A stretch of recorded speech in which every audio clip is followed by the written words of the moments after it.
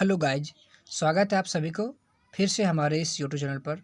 जैसा कि आप लोग को पता होगा, इस चैनल के माध्यम से बिहार में होने वाले 11 जुलाई बिहार बीएड एंट्रेंस एग्ज़ाम की तैयारी करवाया जा रहा है। पिछले वीडियो में मैंने 25 क्वेश्चन जो कि जनरल साइंस से लिया था। आज हम लोग चलेंगे सामान्य जानकारी के बारे में जानेंगे कि जनरल नॉलेज के बारे में जानेंगे। इसमें 40 क्वेश्चन हैं। आप लोग ज़रूर इसको देखेंगे अच्छा से, और आशा करते हैं आप लोग अच्छे से जवाब भी देंगे। तो चलते हैं। आज का जो फर्स्ट क्वेश्चन है, यानी कि 56 नंबर का जो क्वेश्चन है, उसको हम लोग देखते हैं कि क्या है। तो फर्स्ट क्वेश्चन है, a brief history of time from the big bang to black holes नामक पुस्तक डैश द्वारा लिखी गई थी। तो आप लोग ऑप्शन देख करके जवाब देंगे। एक में है सर आइजैक न्यूटन, बी में है आइंस्टीन, सी में है स्टीफन डब्ल्यू हॉकिंग, और डी में है सर सीवी रमन। तो आप लोग सोच के जवाब देंगे कि इसका आंसर क्या होगा। A brief history of time from the big bang to black holes नामक पुस्तक डैश द्वारा लिखी गई थी। तो इसका जो आंसर होगा, आप लोग के पास 10 सेकेंड है, आप लोग जवाब देंगे। सोच के देंगे, समझ के देंगे, क्योंकि ये बीएड में अक्सर पूछा जाता है, बिहार बीएड एंट्रेंस एग्ज़ाम में। तो इसका जो सही आंसर होगा क्या हो जाएगा, सी हो जाएगा। क्या हो जाएगा? तो इसका जो सही आंसर क्या हो जाएगा, सी हो जाएगा।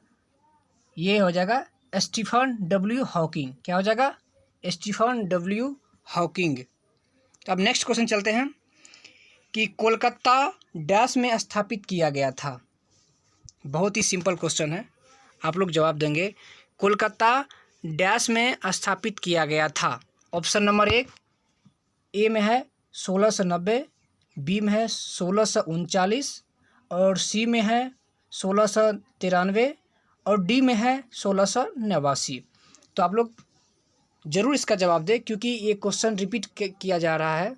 ग्रुप डी में भी पूछा जाता है, एनटीपीसी में भी पूछा जाता है, और जनरल नॉलेज में ये अच्छा क्वेश्चन है। तो इसका आंसर आप लोग सोच के देंगे कि कोलकाता डैश में स्थापित किया गया था। 57 का जो आंसर है, आप लोग जवाब देंगे सोच करके। तो इसका जो आंसर हो जाएगा, आप लोग क्या हो जाएगा, ऑप्शन नंबर ए। क्या हो जाएगा? ऑप्शन नंबर ए, यानी कि 1690 हो जाएगा। तो कोलकाता कब स्थापित किया गया था? 1690 ईस्वी में। ठीक है, अब आगे चलते हैं। 58 का जो क्वेश्चन है, बहुत ही अच्छा क्वेश्चन है। आप लोग इस पे ध्यान देंगे और इसको देखेंगे। बैक्टीरियोफेज शब्द का प्रयोग किया।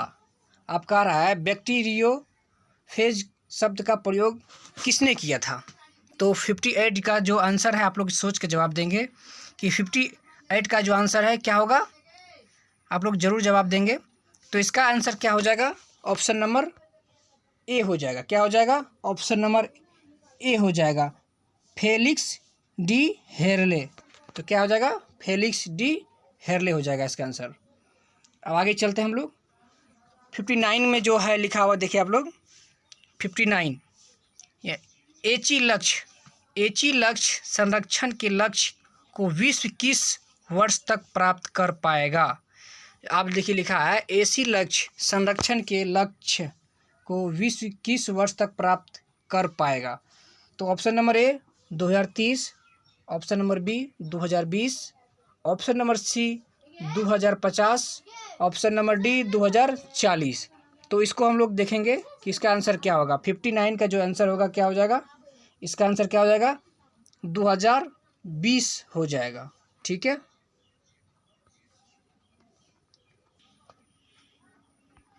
ये जो क्वेश्चन है 59 का, यह पूछा गया क्वेश्चन है जो कि बीत गया है। इसका जो आंसर हो जाएगा वो 2020 हो जाएगा। तो नेक्स्ट क्वेश्चन पे चलते हैं हम लोग, देखते हैं कि क्या है। 60 नंबर का जो है, कृषि पारिस्थितिकी तंत्र के विकास का उद्देश्य टिकाऊ और आत्मनिर्भर होना है। इसे किस रूप में जाना जाता है? तो 60 का आंसर आप लोग ज़रूर बताएंगे कि 60 का आंसर क्या होगा। ऑप्शन नंबर ए वनवर्धन, ऑप्शन नंबर बी मछली पालन, ऑप्शन नंबर सी जैविक संपोषित कृषि, और ऑप्शन नंबर डी सदाबहार क्रांति। तो इसका आंसर देंगे 60 का जो आंसर क्या होगा, आप लोग जवाब देंगे। तो इसका जो आंसर हो जाएगा क्या हो जाएगा, ऑप्शन नंबर सी हो जाएगा। क्या हो जाएगा, ऑप्शन नंबर सी, जैविक संपोषित कृषि हो जाएगा। तो आप लोग को पूछा जाएगा कि कृषि पारिस्थितिक तंत्र के विकास का उद्देश्य टिकाऊ और आत्मनिर्भर होना है, इसे किस रूप में जाना जाता है।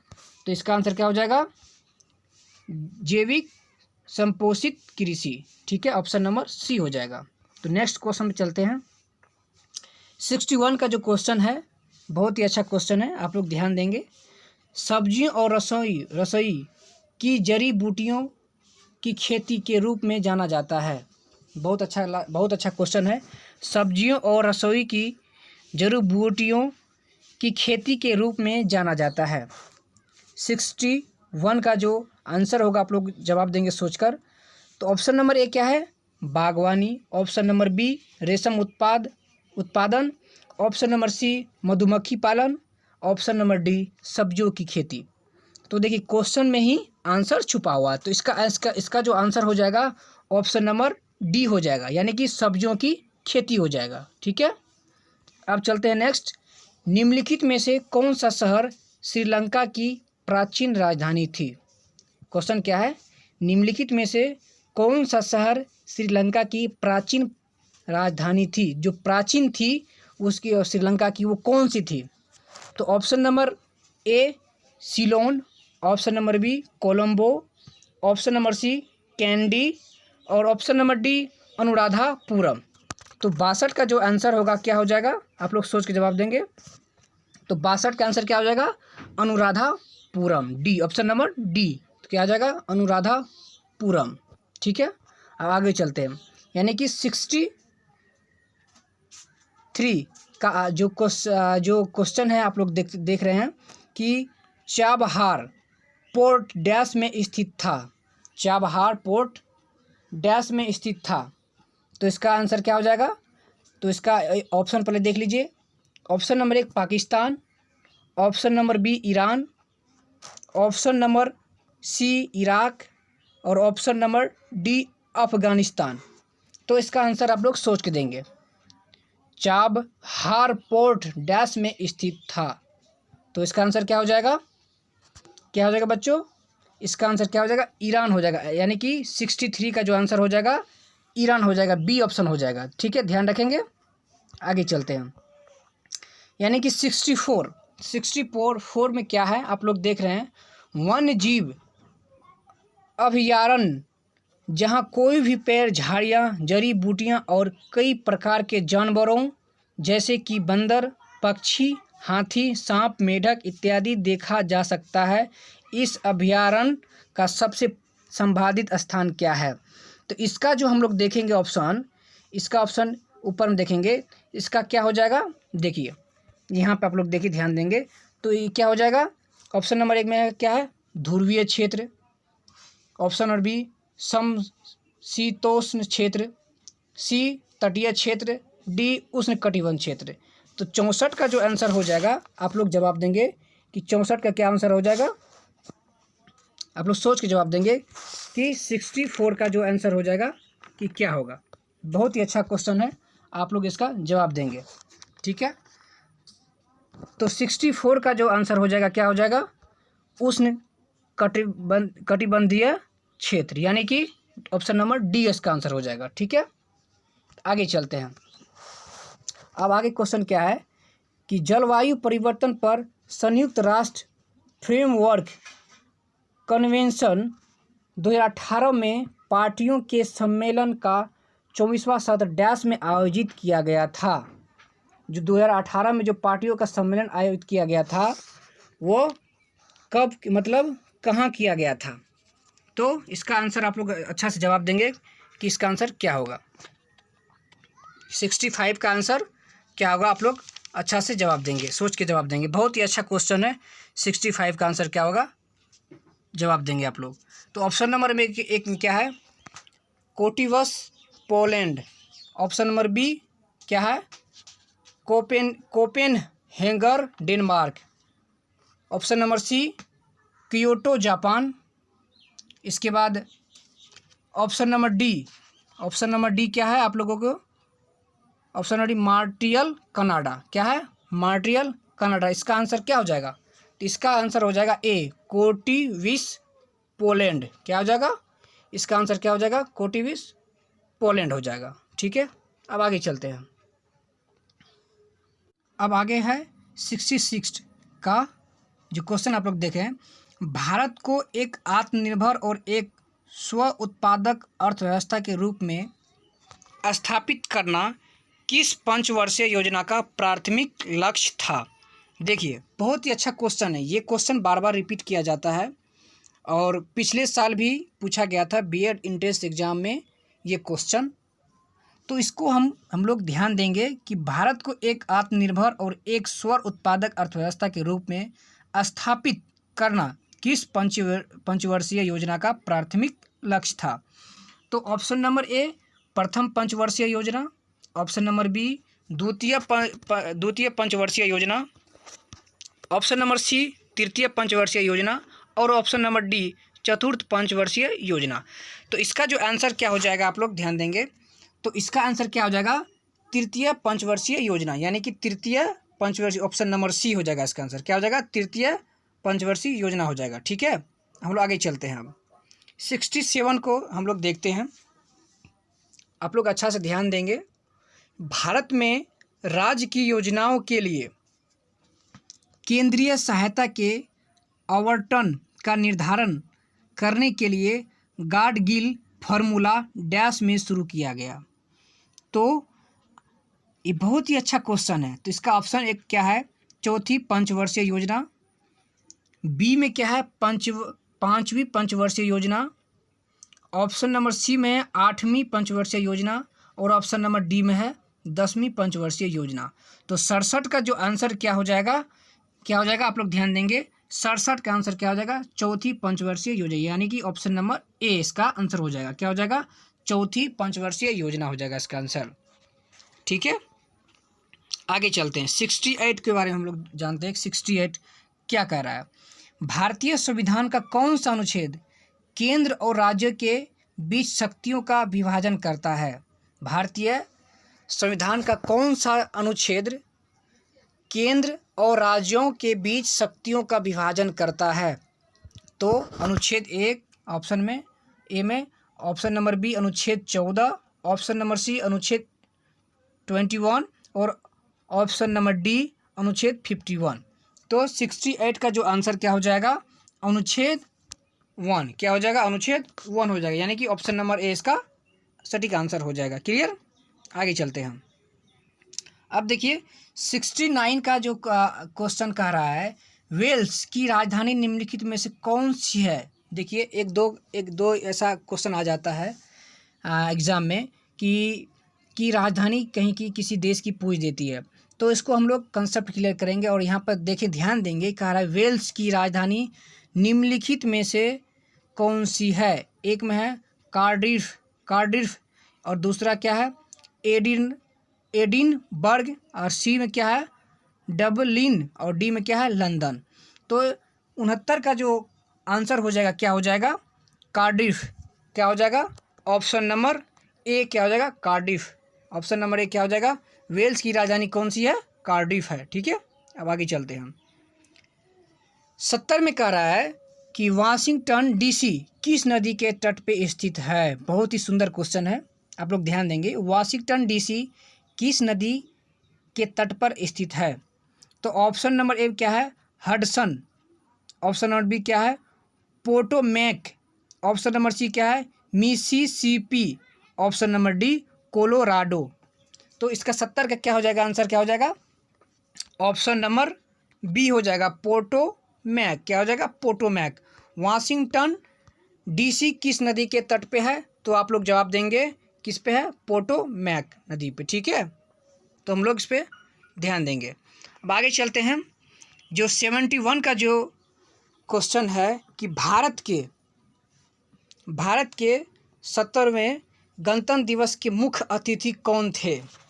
ठीक है, बहुत ही अच्छा क्वेश्चन है और ऐसा क्वेश्चन बार बार पूछा जाता है कि भारत के 70वें गणतंत्र दिवस के मुख्य अतिथि कौन थे?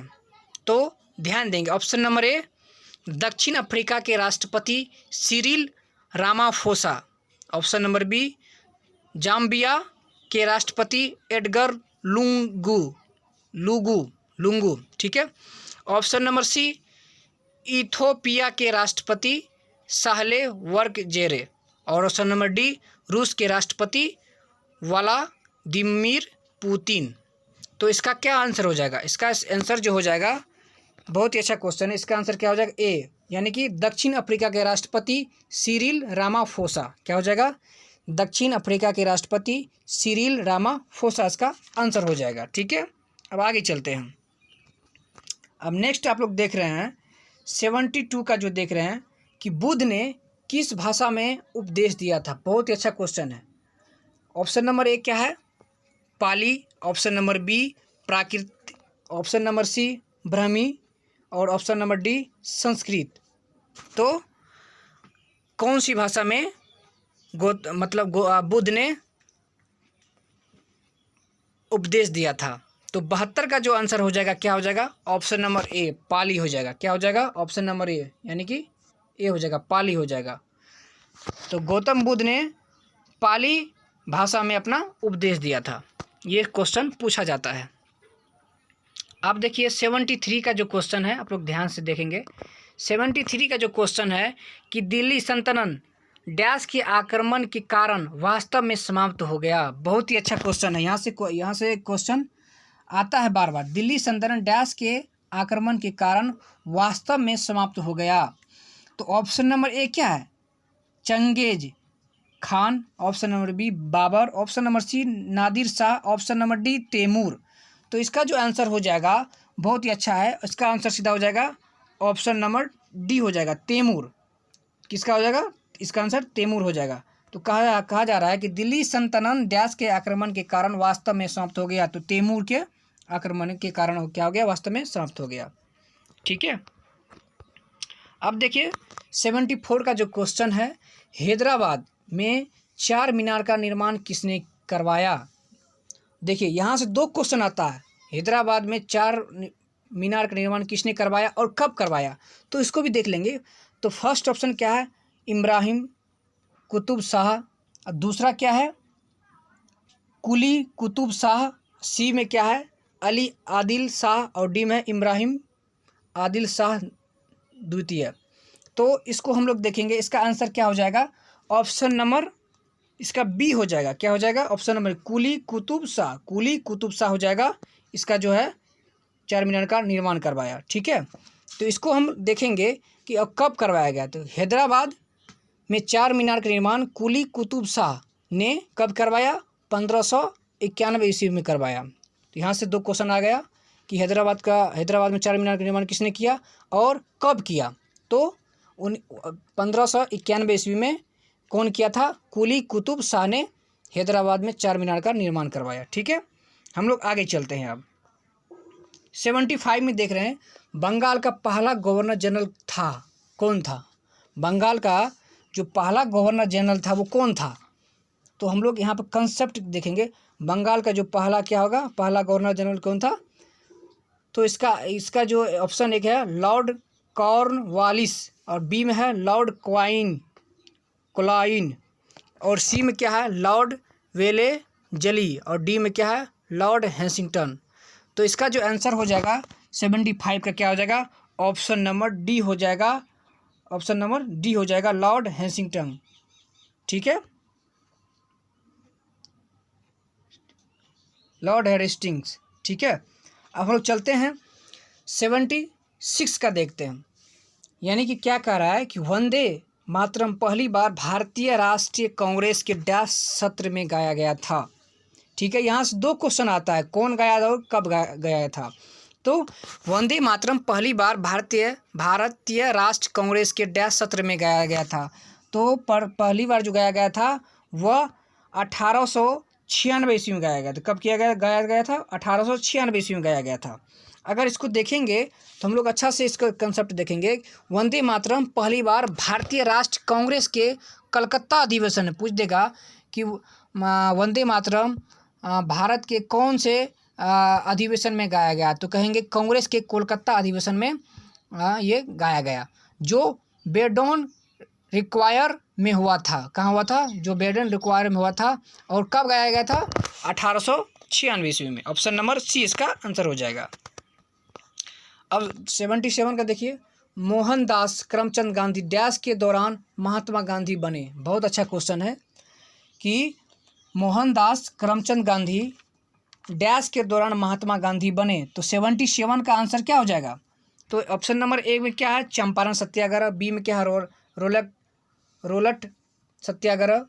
सी में है 1919 में भारतीय नेशनल कांग्रेस का अमृतसर अधिवेशन। और डी में है खिलाफत आंदोलन। इसका जो आंसर क्या हो जाएगा, यानी कि 77 का आंसर क्या हो जाएगा? चंपारण सत्याग्रह। ठीक है, इसका आंसर क्या हो जाएगा? ऑप्शन नंबर ए चंपारण सत्याग्रह। ठीक है, याद रखेंगे। तो मोहनदास करमचंद गांधी डैश के दौरान महात्मा गांधी बने, तो चंपारण सत्याग्रह के दौरान यह महात्मा गांधी बने। ठीक है, आगे चलते हैं, यानी कि 78 का देखते हैं हम लोग क्या। निम्नलिखित में से किस ग्रह को मॉर्निंग स्टार के नाम से जाना जाता है? बहुत अच्छा क्वेश्चन है। निम्नलिखित में से किस ग्रह को मॉर्निंग स्टार के नाम से जाना जाता है? तो 78 का जो आंसर हो जाएगा, क्या हो जाएगा? शुक्र और ग्रह, शुक्र ग्रह को किसको कहा जाता है? ऑप्शन नंबर बी क्या हो जाएगा? शुक्र ग्रह को क्या किसको बोलते हैं? निम्नलिखित में से किस ग्रह को मॉर्निंग स्टार के नाम से जाना जाता है? शुक्र ग्रह को। किसको पूछा जाएगा कि निम्नलिखित में से किस ग्रह को मॉर्निंग स्टार के नाम से जाना जाता है? शुक्र ग्रह को। किसको? शुक्र ग्रह को। अब चलते हैं 79 का देखते हैं क्वेश्चन क्या है। बच्चों ध्यान देंगे आप लोग। 79 का क्वेश्चन जो है, निम्नलिखित में से भारत ने फ्रांस से कौन सा अधिग्रहण किया? बहुत अच्छा क्वेश्चन है। निम्नलिखित में से भारत ने फ्रांस से कौन सा अधिग्रहण किया? तो आप लोग देख रहे हैं, ऑप्शन नंबर में एक में क्या है? यानम। ऑप्शन नंबर बी में है माहे। ऑप्शन नंबर सी में क्या है? कराईकल। और ऑप्शन नंबर डी में है ये सभी। यानी कि निम्नलिखित में से भारत ने फ्रांस से कौन सा अधिग्रहण किया? तो 79 का आंसर क्या हो जाएगा? यानम भी किया, माहे और कराईकल, ये सभी हो जाएगा। यानी कि ऑप्शन नंबर डी इसका आंसर हो जाएगा, ये सभी हो जाएगा। इसको रखेंगे हम लोग याद। ठीक है, आगे चलते हैं। अब 80 का क्वेश्चन है कि मुद्रास्फीति का कारण क्या है? यानी कि 80 नंबर का जो क्वेश्चन है कि मुद्रास्फीति का कारण क्या है? तो ऑप्शन नंबर ए में क्या है? धन की आपूर्ति में वृद्धि। बी में क्या है? उत्पादन में गिरावट। और सी में क्या है? धन की आपूर्ति में वृद्धि और उत्पादन में गिरावट। और लास्ट जो है डी ऑप्शन, धन की आपूर्ति में कमी और उत्पादन में गिरावट। यानी कि 80 का जो क्वेश्चन का आंसर होगा क्या हो जाएगा? ऑप्शन नंबर सी हो जाएगा। क्या हो जाएगा? ऑप्शन नंबर सी, यानी कि धन की आपूर्ति में वृद्धि और उत्पादन में गिरावट। ठीक है बच्चों, चलते हैं फिर आगे हम लोग चलते हैं।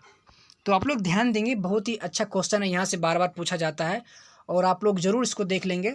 आप लोगों को टेलीग्राम पर इसका PDF भी मिल जाएगा, आप लोग जा करके PDF डाउनलोड कर लेंगे और उसको देख लेंगे। ठीक है, अब 81 का जो क्वेश्चन है क्या है? वैज्ञानिक प्रक्रिया का महत्वपूर्ण पहलू है। बहुत अच्छा क्वेश्चन है। तो वैज्ञानिक प्रक्रिया का महत्वपूर्ण पहलू क्या है? एक में है समस्या, बी में है परिकल्पना, सी में है विधि और डी में है परिणाम। तो इसका आंसर क्या हो जाएगा? बहुत अच्छा क्वेश्चन है। इसका आंसर क्या हो जाएगा? परिकल्पना हो जाएगा। क्या हो जाएगा? परिकल्पना है। ऑप्शन नंबर बी हो जाएगा। वैज्ञानिक प्रक्रिया का महत्वपूर्ण पहलू क्या है? परिकल्पना है। ठीक है, ओके। तो हम आप लोग चलते हैं, अब देखते हैं कि 82 का क्वेश्चन क्या है। ठीक है, तो 82 का क्वेश्चन आप लोग देख रहे हैं कि कहा गया है, मतलब कह रहा है कि मनुष्यों में बड़ी आंत मुख्य रूप से क्या करती है? तो 82 का जो क्वेश्चन है बहुत ही अच्छा क्वेश्चन है, ये बायोलॉजी का क्वेश्चन है। तो आप लोग इसको ध्यान देंगे कि मनुष्यों में बड़ी आंत मुख्य रूप से क्या करती है? अवशोषण, आत्मसाकरण, सी में वसा का पाचन, डी में कार्बोहाइड्रेट का पाचन। तो इसका क्या हो जाएगा आंसर? इसका आंसर क्या हो जाएगा? ऑप्शन नंबर ए हो जाएगा। क्या हो जाएगा? ऑप्शन नंबर ए, अवशोषण करता है। मनुष्य में बड़ी आंत मुख्य रूप से क्या करती है? अवशोषण करती है। अगर इसको अच्छा से हम लोग जानेंगे कि 82 का जो है, इसको हम लोग अच्छा से समझ जाएंगे।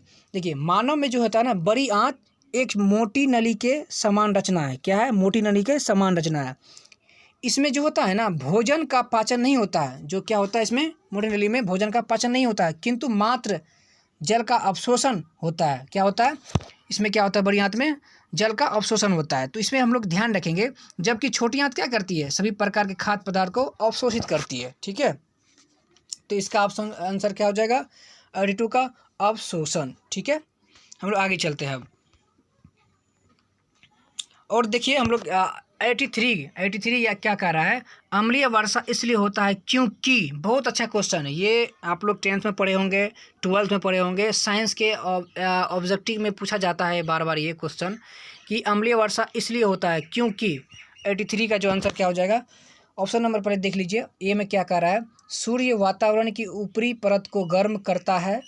ऑप्शन नंबर बी, जीवाश्म ईंधन के जलने से वातावरण में कार्बन, नाइट्रोजन और सल्फर के ऑक्साइड निकलते हैं। ठीक है, और सी में क्या है? बादलों के बीच घर्षण के कारण विद्युतीय आवेश उत्पन्न होते हैं। और डी में लास्ट में क्या है कि पृथ्वी के वातावरण में अम्ल होता है। तो ऑप्शन मतलब इसका जो आंसर क्या हो जाएगा? इसका आंसर आप लोग देख रहे हैं कि इसका आंसर क्या है? ऑप्शन नंबर बी हो जाएगा। ऑप्शन नंबर बी हो जाएगा, यानी कि जीवाश्म ईंधन के जलने से वातावरण में कार्बन, नाइट्रोजन और सल्फर के ऑक्साइड निकलते हैं। क्या होते हैं? सल्फर के ऑक्साइड निकलते हैं। तो यहाँ पे हम लोग इसको याद रखेंगे। ठीक है, अब देखिए 84 का जो क्वेश्चन है क्या कह रहा है? ऑटोट्रॉफिक जीवों में शामिल है। ऑटोट्रॉफिक जीवों में शामिल है क्या? ऑप्शन नंबर ए, जीवाणु और वायरस। ऑप्शन नंबर बी, जीवाणु और कवक। ऑप्शन नंबर सी, हरे पौधे और कुछ जीवाणु। और ऑप्शन नंबर डी, हरे पौधे और समस्त जीवाणु। तो सोच के आप लोग जवाब देंगे। ये बायोलॉजी का क्वेश्चन है और बहुत ही अच्छा क्वेश्चन है, इसको हम लोग ध्यान देंगे। तो ऑटोट्रॉफिक जीवों में शामिल है, तो इसका आंसर क्या हो जाएगा? ऑप्शन नंबर क्या हो जाएगा? सी हो जाएगा, हरे पौधे और कुछ जीवाणु। क्या हो जाएगा? ऑप्शन नंबर सी, ऑटोट्रॉफिक जीवों में शामिल है क्या है? हरे पौधे और कुछ जीवाणु। ठीक है, अब 85 के देख रहे हैं हम लोग। अच्छा से हम लोग देखें, ध्यान देंगे आप लोग। जहाँ तक वो हमारे इस चैनल को सब्सक्राइब किया है और जहाँ तक वो शेयर करें दोस्तों के बीच, ताकि जो बिहार बीएड एंट्रेंस एग्जाम होने जा रहा है 11 जुलाई को, उसमें आप लोग अच्छा से अच्छा एवरेज ला पाए, अच्छा से अच्छा मार्क ले पाए। तो 85 में लिखा गया है कि पानी में अल्कोहल की घुलनशीलता का कारण होता है। 85 में क्या है कि पानी में अल्कोहल की घुलनशीलता का कारण होता है। ऑप्शन नंबर ए, अल्कोहल का कम घनत्व। ऑप्शन नंबर बी, अल्कोहल की वाष्पशील प्रकृति। ऑप्शन नंबर सी में क्या है कि आयनीकरण। और option number D, hydrogen bonding. तो 85 का क्या हो जाएगा? बहुत ही अच्छा कंसेप्ट। यहाँ पे देखिए, इसका जो आंसर हो जाएगा क्या हो जाएगा? ऑप्शन नंबर डी हो जाएगा, हाइड्रोजन बॉन्डिंग हो जाएगा। यहाँ पे हम कंसेप्ट की बात है, अगर हम लोग समझेंगे 85 को, तो हम लोग अच्छा समझेंगे कि अल्कोहल जो है ना, अल्कोहल हाइड्रोकार्बन की छोटी श्रृंखला रखता है। क्या करता है? बहुत ही अच्छा है। अल्कोहल क्या करता है? हाइड्रोकार्बन की छोटी श्रृंखला रखता है, जिसके कारण यह आसानी से पानी में घुल जाता है। जिसके कारण क्या होता है कि आसानी से पानी में घुल जाता है अल्कोहल। ठीक है, तो अब हम लोग देखेंगे 86 का क्वेश्चन देखेंगे।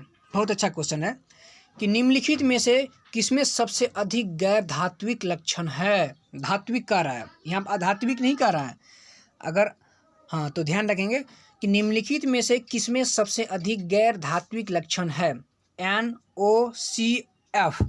तो यहाँ पे ध्यान देने वाली बात है, इसका आंसर क्या हो जाएगा? यानी कि 86 का आंसर क्या हो जाएगा? F हो जाएगा। क्या हो जाएगा? फास्फोरस हो जाएगा। ठीक है, हम लोग ध्यान देंगे। अब आगे चलते हैं। आर्कियोस्टेरिक्स जीवाश्म अवशेष की एक डैश के बीच की एक कड़ी है। आर्कियोस्टेरिक्स जीवाश्म अवशेष की एक डैश के बीच एक कड़ी है। बहुत अच्छा क्वेश्चन है, आप लोग देखें, इसको देखिए अच्छा से। ऑप्शन नंबर ए कह रहा है सरीसृप और स्तनधारियों। ऑप्शन नंबर बी, सरीसृप और पक्षी। ऑप्शन नंबर सी, मछलियाँ और उभयचर। ऑप्शन नंबर डी उभयचर और सरीसृप। तो 87 का जो आंसर हो जाएगा आप लोगों को क्या हो जाएगा इसका ऑप्शन नंबर क्या हो जाएगा, ऑप्शन नंबर बी हो जाएगा, सरीसृप और पक्षी हो जाएगा। ठीक है, आगे चलते हैं हम लोग। तो 88 में आप लोग देख रहे हैं कि कह रहा है कि भारत में प्रत्येक वर्ष 28 फरवरी को राष्ट्रीय विज्ञान दिवस मनाया जाता है। तो 88 का क्वेश्चन क्या है कि भारत में प्रत्येक वर्ष क्या होता है, 28 फरवरी को राष्ट्रीय विज्ञान दिवस मनाया जाता है। तो इसका हम ऑप्शन नंबर 1 देखेंगे कि रमन प्रभाव की खोज को चिन्हित करने के लिए, सर सीवी रमन के जन्म दिवस पर, डॉक्टर एपीजे अब्दुल कलाम के जन्म दिवस पर, या फिर सर सीवी रमन द्वारा नोबेल पुरस्कार की प्राप्ति की चिन्हित करने के लिए। तो इसका आंसर बहुत अच्छा क्वेश्चन है ये कि भारत में प्रत्येक वर्ष 28 फरवरी को राष्ट्रीय विज्ञान दिवस मनाया जाता है। तो इसका आंसर क्या हो जाएगा, ऑप्शन नंबर ए हो जाएगा, यानी कि रमन प्रभाव की खोज को चिन्हित करने के लिए क्या हो गया, 28 फरवरी को हम लोग राष्ट्रीय विज्ञान दिवस मनाते हैं। तो रमन प्रभाव की खोज को चिन्हित करने के लिए मिलता है। ठीक है, आगे चलते हैं।